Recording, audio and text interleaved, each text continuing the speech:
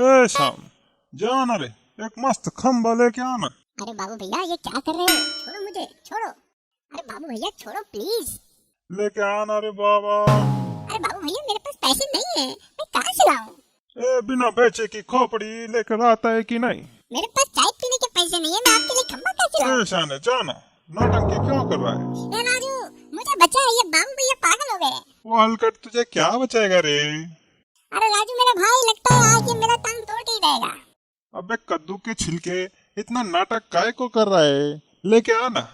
बाबू भैया अभी थोड़ी देर पहले ही तो आपने 2 बाटली खींची है, और कितना पियोगे? अरे उसका नशा तो चढ़ने से पहले ही उतर गया रे। ए राजू ये बेवड़ा तो मुझे छोड़ ही नहीं रहा है। अरे मुझसे बच के कहाँ जाएगा रे? प्लीज बाबू भैया मुझे छोड़ दो, मेरे पास पैसा नहीं है। एक कूतरिया खंबा लेके आता है या तेरी टांग तोड़ दूं?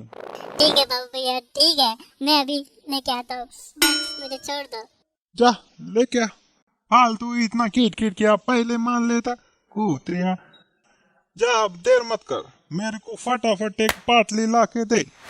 मैं यहीं तेरा इंतजार कर रहा हूँ। खाली हाथ लौटा तो खोली के अंदर भी घुसने नहीं दूंगा, याद रखना।